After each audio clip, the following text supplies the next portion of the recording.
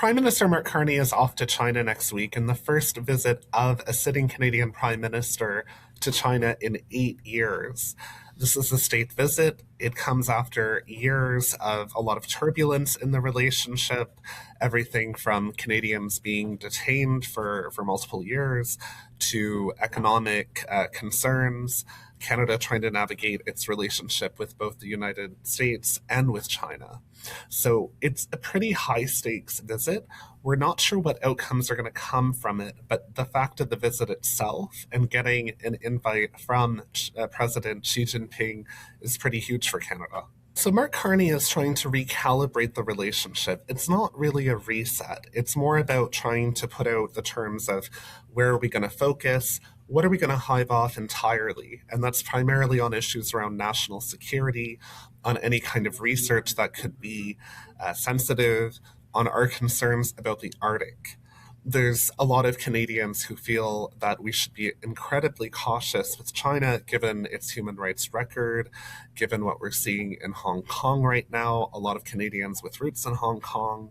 Steadying Canada's position in Europe, Mark Carney is now making his most consequential move yet. He is heading to China on a full state visit. Not as a courtesy stop, not for a photo opportunity, but at the personal invitation of Xi Jinping. That alone signals something fundamental has shifted.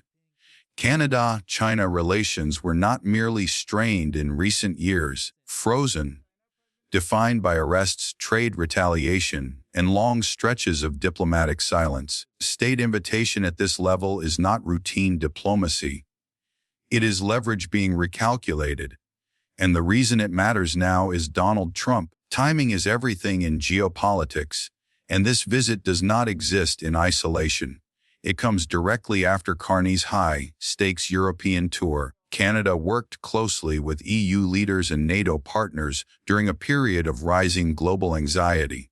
Soured very quickly. Remember the whole Meng Wanzhou affair, the arrest by Canada of a Chinese telecom executive at the request of the United States, then the retaliation by China of the imprisonment of the two Michaels, which was only resolved a few years later. They spent a lot of time in Chinese prisons and it really put a complete chill on the relationship between the two countries. But Carney is trying to resuscitate it now because of the urgency of creating new export opportunities for Canada, given the situation with the tariffs in the United States. The ongoing irritants that have to be solved, though, are Canada's decision last year to put a 100% tariff on Chinese-made electric vehicles and also tariffs on Chinese-made steel and aluminum. The idea then, when Joe Biden was the U.S. president, was to kind of harmonize our trade regime with the United States with respect to China and protect the North American auto industry. That anxiety is not abstract. Trump has demonstrated a willingness to treat borders, sovereignty, and force as negotiable. Through military actions, escalation rhetoric, and even open talk of annexation, including Greenland, a NATO-linked territory tied directly to Arctic security.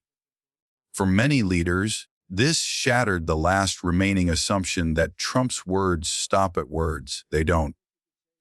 And when that reality sets in, serious countries adapt quickly. Carney understands that. This is the through line of Carney's leadership so far. He is not pivoting away from allies. He is not choosing Europe over the United States or China over Europe. He is doing something far more stabilizing for Canada and far more difficult for adversaries. He is building options. In Europe, Canada reinforced legitimacy and alliance. In China, Canada is reopening economic and diplomatic channels, not because trust has magically returned, because leverage has. A country with one major trading partner can be pressured. A country with multiple pathways cannot. Trump understands that instinctively, which is exactly why this visit matters. State visits are deliberate, hierarchical, and strategic. They are not extended casually. China did not invite Carney because Canada is weak. It invited him because Canada is now more relevant than it has been in years. Carney's reputation matters here. Globally respected, financially literate, institutionally trusted. For Beijing, this is a chance to re-engage with a Western country that is not posturing, not shouting, slamming doors. For Canada, it is an opportunity to regain room to maneuver after years of being boxed in by U.S.-China tension. And for Trump, it is a warning sign. This is where the story turns sharply economic. Canada's 100% tariff on Chinese electric vehicles was never about China alone. It was imposed to stay aligned with U.S. policy under Joe Biden. Context no longer exists. Trump's tariffs on Canadian autos have directly harmed Canada's manufacturing sector, its workers, its supply chains. Ottawa is no longer obligated to absorb that damage quietly. Canada eases EV tariffs and China lifts retaliatory tariffs on Canadian canola. The impact is immediate. Farmers benefit, manufacturers gain alternatives, Canada regains bargaining power, and Trump loses leverage. This is not theory. It is pressure politics in real time. Is another layer to this visit that often gets underestimated: reliability. China does not only want volume, it wants stability. World destabilized by Trump's unpredictability, reliable suppliers matter more than ever. Canadian exports come with regulation, transparency, and predictability. Canadian supply chains are trusted. As instability grows elsewhere, Canada's value increases. Chaos does not weaken Canada's position, it strengthens it.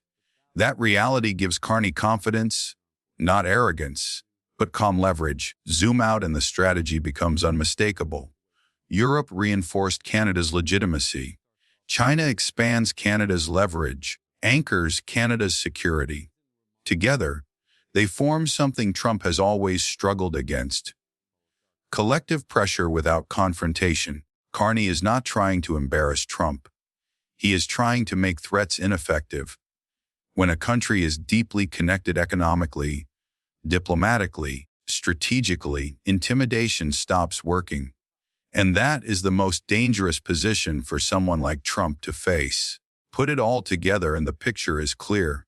Trump's unpredictability is forcing the world to reorganize, and Canada is moving faster than most. Europe. Carney ensured Canada was not isolated. With China, he ensures Canada is not dependent.